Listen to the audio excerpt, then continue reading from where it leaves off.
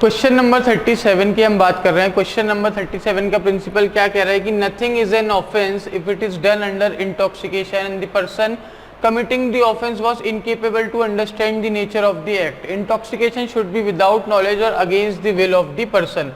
तो ये कह रहा है कि अगर कोई भी चीज इंटॉक्सिकेशन के अंडर के इन्फ्लुएंस के अंदर अगर आप करते हो, कोई भी ऐसा ऑफेंस है जो अगर आपने इंटॉक्सिकेशन के अंडर कंट्रोल में रह करके कमिट किया गया है तो वो ऑफेंस नहीं माना जाएगा। ठीक है, कोई भी ऐसा एक्ट जो आपने कब किया हो, जब आप इंटॉक्सिकेटेड थे, ठीक, तो वो कैसा नहीं माना जाएगा, वो ऑफेंस नहीं माना जाएगा। या फिर अगर, ठीक है, या फिर जो पर्सन है वो केपेबल ही नहीं है, ठीक है, केपेबल नहीं है किस चीज के लिए, ठीक, केपेबल नहीं है किस चीज के लिए, उस पर्टिकुलर एक्ट के नेचर को समझने के लिए, तो भी क्या होगा, क्या होगा, वो पर्टिकुलर ऑफेंस नहीं माना जाएगा, पर्टिकुलर एक्ट ऑफेंस नहीं माना जाएगा। और इंटॉक्सिकेशन कैसा होता है, इंटॉक्सिकेशन हमेशा विदाउट नॉलेज होता है। आपको नॉलेज नहीं होती कि इस चीज़ के सेवन से, इस चीज़ को पीने से आप, या इस चीज़ को अपनी बॉडी के अंदर लेने से किसी भी तरीके से आपको क्या वो आपके बॉडी पे प्रभाव डालने वाला है, पहली चीज़। और दूसरी चीज़ कि वो आपकी विल के, या तो नॉलेज के बिना होगा या विल के अगेंस्ट होगा। ठीक है, या तो नॉलेज के बिना या फिर विल के अगेंस्ट। ठीक, अब फैक्ट्स पढ़ते हैं। फैक्ट्स क्या कह रहे हैं, फैक्ट कह रहे हैं कि ए बी और सी, ए बी सी दोनों तीनों पार्टी कर रहे थे एक बार में, जहां पे ए ने परसुएड किया बी और सी को किस चीज के लिए, एल्कोहलिक ड्रिंक्स लेने के लिए। ठीक, A B and C were partying in a bar and A persuaded B and C to take alcoholic drinks. ठीक, उसने उन्हें क्या बोला, उसने उन्हें परसुएड किया किस चीज के लिए, मदिरा पान करने के लिए। ठीक, एल्कोहलिक ड्रिंक्स लेने के लिए। ऑन द परसिस्टेंट परसुएशन, ठीक है, और जब वो लगातार परसुएड करता रहा तो बी और सी ने क्या किया, एल्कोहल कंज्यूम कर लिया ए के साथ मिलकर। ठीक, लगातार जब वो परसुएड करता रहा तो बी और सी ने ए के साथ मिलकर के एल्कोहल कंज्यूम कर लिया। B and C had never consumed alcohol before, और बी और सी ने क्या किया था, एल्कोहल इससे पहले कंज्यूम नहीं किया था। ठीक, बी और सी ने क्या किया था, एल्कोहल इससे पहले कंज्यूम नहीं किया था। After intoxication there was some argument between B and C. ठीक, और इंटॉक्सिकेशन के बाद क्या हुआ, आर्ग्यूमेंट हुआ किसके बीच में, बी और सी के बीच में। वहां पे C pushed B with full force causing serious injury to B, और वहां पे सी ने, ठीक, पुश किया किसको, बी को पूरे फोर्स के साथ, और बी को क्या हो गया, बी को सीरियस इंजरीज हो गई। ठीक, चलिए अब यहाँ पे देखना है हमें कि सी लाइबल होगा कि नहीं होगा। पहला ऑप्शन बोल रहा है सी लाइबल होगा, दूसरा बोल रहा है नहीं लाइबल होगा क्योंकि इंटॉक्सिकेटेड था, तीसरा बोल रहा है कि लाइबल होगा। क्यों, क्योंकि ए ने उन्हें परस्यूएड किया, ठीक है, अल्कोहल कंज्यूम करने के लिए, और उसके कारण क्या हुआ, और इससे पहले उन्होंने, ठीक, कंज्यूम नहीं किया था। ठीक, तो तीसरा ऑप्शन क्या बोल रहा है, तीसरा ऑप्शन बोल रहा है कि सी लाइबल नहीं होगा, ए लाइबल होगा। क्यों, क्योंकि ए ने बी और सी को परसुएट किया था अल्कोहल कंज्यूम करने के लिए, और इससे पहले उन्होंने अल्कोहल कंज्यूम नहीं किया था, इस कारणवश सी की जगह ए लाइबल होगा। और चौथा बोल रहा है कि ए और सी दोनों लाइबल होंगे। ठीक है, तो अब यहाँ पे देखिए, यहाँ पे क्या हुआ है, बेसिकली ए ने बी और सी को परस्यूएट किया। ठीक, उन्हें इस चीज की नॉलेज थी ना उन्हें कि ये ड्रिंक से क्या होने वाला है, थी पहली चीज। दूसरी चीज, भले ही उसने परसुएड किया हो, लेकिन यहाँ पे कहीं पे लिखा है कि ये जो एल्कोहल उन्होंने लिया वो अगेंस्ट दी विल था। कहीं पे लिखा है कि अगेंस्ट द विल था, नहीं लिखा था, तो हम ये मान के चलेंगे कि उन्होंने विलिंगली लिया। ठीक भाई, उनके दोस्त ने उनसे गुजारिश की, बोला ले लो पी लो, तो उनने पी लिया। ठीक, तो यहाँ पे ये नॉलेज भी थी और विलिंगनेस भी थी। ठीक, तो जब नॉलेज भी है, विलिंगनेस भी है, तो फिर, ठीक, क्या हो जाएगा, तो फिर ये वाले एक्सेप्शन में वो नहीं आएगा। ठीक है, वो ये नहीं बोल सकता क्योंकि मैं इंटॉक्सिकेटेड था तो मेरे द्वारा किए गए एक्ट कैसे होंगे, मेरे द्वारा किए एक्ट अंडर इंटॉक्सिकेशन माने जाएंगे, तो वो ऑफेंस नहीं होंगे, ऐसा वो नहीं बोल सकता। तो बेसिकली यहाँ पे क्या होगा, यहाँ पे केवल सी लाइबल होगा। कौन लाइबल होगा, सी लाइबल होगा। क्यों, ठीक, क्यों लाइबल होगा सी, इसलिए लाइबल होगा क्योंकि सी ने अंडर मतलब एक ऐसे सब्सटेंस का क्या कहते हैं उसको, कंजम्पशन करने के बाद क्या किया उसने, क्या किया जल्दी बताइए। उसने अपने दोस्त बी को धक्का दिया और जिसके कारण बी को सीरियस इंजरीज हो गई। ठीक, यहाँ पे सी की विलिंगनेस भी थी और सी को नॉलेज भी थी। ठीक है, तो ऑप्शन बी जो बोल रहा है कि सी इज नॉट लाइबल वो एलिमिनेट हो जाएगा, सी जो बोल रहा है ए इज लाइबल वो भी एलिमिनेट हो जाएगा, और जहाँ पे ए एंड सी दोनों को लाइबल बनाया जा रहा है वो भी एलिमिनेट हो जाएगा, और सिर्फ ऑप्शन ए आपका करेक्ट है जो कि क्या कह रहा है कि C alone is liable because there was willingness as well as knowledge on the part of C that after consuming such alcoholic drink I am going to do some blunder out of it and he ठीक है ना, बात समझ में आ गई। उसने blender create किया ना वहाँ पे। ठीक, तो ये चीज़ देखिए होता ही है, इसलिए ऐसी चीज़ों को, ऐसे सब्सटेंस का हमें क्या नहीं करना चाहिए, ऐसी सब्सटेंस का कंजम्पशन हमें नहीं करना चाहिए, क्योंकि at the end of the day ये इन्हीं सारी चीज़ों में जाकर के इनका जो फाइनल आउटकम रहता है वो ऐसा ही रहता है, you are going to fight, you are going to, ठीक है। तो ये सारी चीज़ें इसीलिए बुरी कही जाती है, शास्त्रों में भी लिखा है। ठीक है, हमारे जो भी रिलीजियस बुक्स हैं वो भी सब इनको ना सेवन करने का ही हमें क्या कहते हैं, डायरेक्शंस देते हैं। तो ऐसे डायरेक्शंस हमें मान लेने चाहिए, इन्हें फर्जी बोल करके, इन्हें है ना कि फालतू की बात है, ये है वो है, और कूल बनने से कुछ नहीं होगा। कूल बनने के चक्कर में कभी जेल में भी जा सकते हो और वहाँ पे बहुत हॉटनेस है, ठीक है, वहाँ पे बहुत गर्मी रहती है और उस गर्मी में आप सर्वाइव नहीं कर पाएंगे। ठीक है, तो इसलिए ऐसी सारी चीज़ों का हमें कंजम्पशन नहीं करना है। सॉल्यूशन क्या कह रहा है, सॉल्यूशन भी यही कह रहा है कि इस केस में सी लाइबल होगा।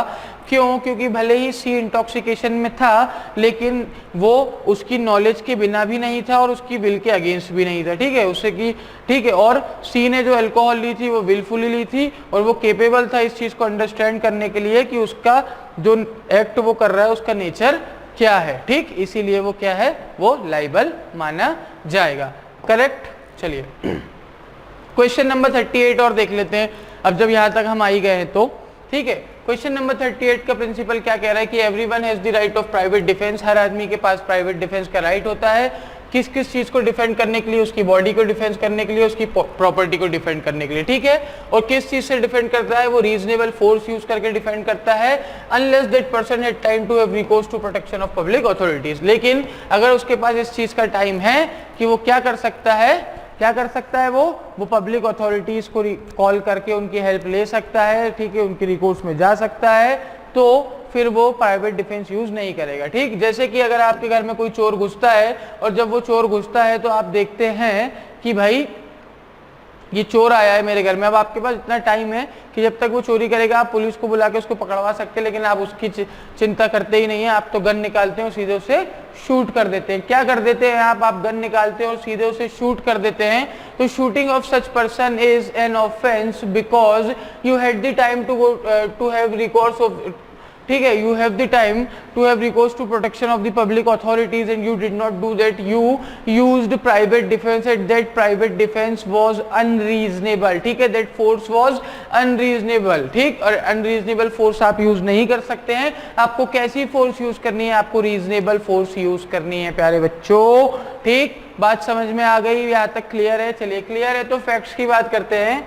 फैक्ट में क्या कह रहा है कि X receives information at 5 PM that Y along with his few friends is planning to bum his crop at midnight which is ready to be harvested। X को क्या इंफॉर्मेशन रिसीव होती है कि Y अपने 5 दोस्तों के साथ मिलकर उसकी फसल खराब करने वाला है जो कि बिल्कुल हार्वेस्ट के लिए तैयार खड़ी है। He does not inform the village police station which was just 1 kilometer away। उसने विलेज के पुलिस स्टेशन जो कि 1 किलोमीटर दूर ही था उसे इन्फॉर्म नहीं किया, और क्या किया कि he gathers his family members and directs them to collect some weapons in the form of swords and lathis to protect his field crop। और उसने अपने फैमिली मेंबर्स को इकट्ठा किया और बोला कि तलवारें ले आओ, लाठियां ले आओ, हमें हमारी फसल की सुरक्षा करना है। ठीक, 11 बजे रात में 11 बजे के करीब क्या हुआ, वाय अपने दोस्तों के साथ आया क्रॉप को अटैक करने, और ठीक है, और वहां पे क्या हुआ, वहां पे एक बहुत ही गंभीर फाइट हो गई जिसमें वाई जो है वो सीरियसली इंजर्ड हो गया। वाई सीरियसली इंजर्ड हो गया। 5 बजे के बाद 6, 7, 8, 9, 10, 11, 1, 2, 3, 4, 5, 6 घंटे का टाइम था उसको। 6 घंटे में वो चाहता तो पुलिस क्या मिलिट्री भी बुला लेता, लेकिन उसने क्या किया कि भाई मेरी आर्मी मेरी फैमिली, ठीक है, मेरी फैमिली मेरी आर्मी है ना। उसने लाठी और तलवारें निकलवाई और लाठी और तलवारें निकलवा के उसने क्या किया, वाई को सीवियरली इंजर कर दिया। अब ये बताइए कि उसके पास टाइम था कि नहीं था कि वो पब्लिक अथॉरिटीज के पास जाके हेल्प ले लेता, बिल्कुल ले लेता, पहली चीज। दूसरी चीज, अब अगर वो हेल्प ले सकता था तो जो उसने फोर्स यूज करी वो कैसी हो गई, वो अनरीजनेबल हो गई, है ना। तो अब उसने अपनी प्रॉपर्टी को बचाने के लिए जो फोर्स यूज करी वो कैसी हो गई, अनरीजनेबल हो गई। प्रिंसिपल क्या कहता है, रीजनेबल होनी चाहिए, ठीक है। प्रोटेक्शन ऑफ पब्लिक अथॉरिटीज भी वो ले सकता था, उसने वो भी नहीं ली। तो कुल मिला के ये प्राइवेट डिफेंस का केस नहीं बना। क्या नहीं बना, ये प्राइवेट डिफेंस का केस नहीं बना। ऑप्शन ए बोल रहा है X is not liable as he was exercising his right of private defence, ये तो हम जान चुके हैं कि प्राइवेट डिफेंस का केस ये नहीं बना। बी बोल रहा है X and his family members are not liable for the injuries caused as they were exercising the right of private defence, ये भी हम जान चुके हैं कि भाई प्राइवेट डिफेंस का केस नहीं बना। तीसरा बोल रहा है एक्स इज लायबल, बिल्कुल सही बात है। और चौथा बोल रहा है X and his family is liable as they have not informed the police, बिल्कुल एक्स भी लायबल होगा और उसकी फैमिली भी लायबल होगी क्योंकि उन्होंने पुलिस को इन्फॉर्म नहीं किया, जो कि उनके पास पूरा टाइम था कि वो पब्लिक अथॉरिटीज का रिकोर्स ले सकते थे। बात समझ में आ गई, बात क्लियर है, बात में कोई दिक्कत, बात में कोई प्रश्न नहीं होनी चाहिए, ठीक। तो अगर यहां तक हमें बात क्लियर है तो हम इसका सोल्यूशन भी समझ लेते हैं कि इसका सोल्यूशन क्या है, ठीक है। सोल्यूशन में क्या, देखिए मैं आपको पूरी चीजें समझा देता हूं, उसके बाद ही हम सोल्यूशन पार्ट पर आते हैं, ठीक। पूरी चीजें समझने के बाद ही हम पूरी हर तरीके से प्रिंसिपल समझ लेते हैं, फैक्ट समझ लेते हैं, जो कंक्लूजन हम डिराइव कर रहे हैं वो हम क्यों कर रहे हैं, किस तरीके से कर रहे हैं, उसके पीछे हम लॉजिक क्या लगा रहे हैं, ये सारी चीजें समझने के बाद ही हम एक ऐसे कंक्लूजन पे आते हैं जो कि हमारा बेस्ट पॉसिबल आंसर निकलता है, ठीक है। सॉल्यूशन क्या कह रहा है, सॉल्यूशन कह रहा है कि प्रिंसिपल के हिसाब से अगर देखा जाए तो एक पर्सन जिसके पास जो प्राइवेट डिफेंस सीख कर रहा है, ठीक है, लेकिन अगर उसके पास कोई टाइम नहीं है, ठीक, कि वो पब्लिक अथॉरिटीज की प्रोटेक्शन ले सके तो ठीक बात है, तब तो उसे प्राइवेट डिफेंस यूज करना ही पड़ेगा।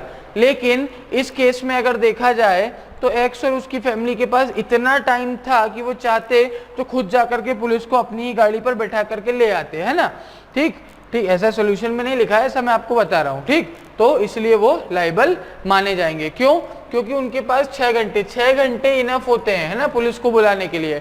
6 मिनट और 6 मिनट होते, बात अलग होती, 6 मिनट में क्या वो पुलिस को इन्फॉर्म करते, क्या तो पुलिस आती, ठीक है, क्या पुलिस उन्हें अरेस्ट करती, तो वो बहुत आगे की बात हो जाती है। लेकिन यहाँ इस केस के हिसाब से देखा जाए तो क्या हुआ है, क्या हुआ है, जल्दी से बताइए। यहाँ पे अगर इस केस के हिसाब से हम देखते हैं तो इस केस में उनके पास क्या था, इनफ टाइम था, क्या था, इनफ टाइम था। बात समझ में आ रही है, चलिए। तो इनफ टाइम था उनके पास और वो इस इनफ टाइम में पुलिस को इन्फॉर्म करके प्रोटेक्शन ले सकते थे, जो कि उन्होंने नहीं ली है, ठीक। बात क्लियर है, चलिए आगे बढ़ते हैं और क्वेश्चन नंबर 39 देखते हैं। क्वेश्चन नंबर 39 का प्रिंसिपल क्या कह रहा है, फिर प्रिंसिपल को फैक्ट पे अप्लाई करके हमारा आंसर उसमें से हम निकालते हैं, ठीक है। चलिए तो आगे बढ़ते हैं और क्वेश्चन नंबर 39 का प्रिंसिपल देखते हैं कि प्रिंसिपल क्या कहना चाह रहा है हमसे।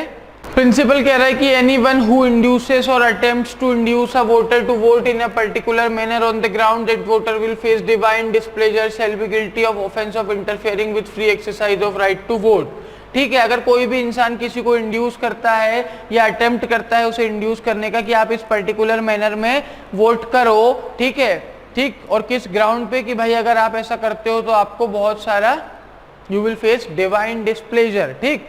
तो वो किस चीज के लिए गिल्टी होगा, वो गिल्टी होगा कि भाई उसने क्या किया, उसने इंटरफेयर किया एक इंसान के exercise of right, free exercise of right to vote के साथ, ठीक।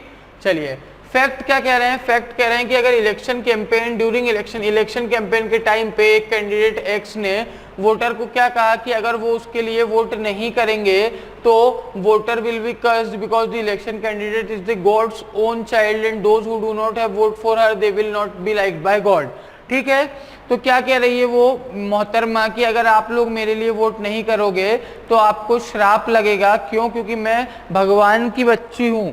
मैं किसकी बच्ची हूँ, मैं भगवान की बच्ची हूँ, मुझे भगवान ने यहाँ भेजा है आप लोगों की समस्याएं निपटाने के लिए, और जो जो मेरे लिए वोट नहीं करेगा उसे भगवान का श्राप लगेगा। बात समझ में आ गई, चलिए तो यहाँ तक चीज क्लियर है।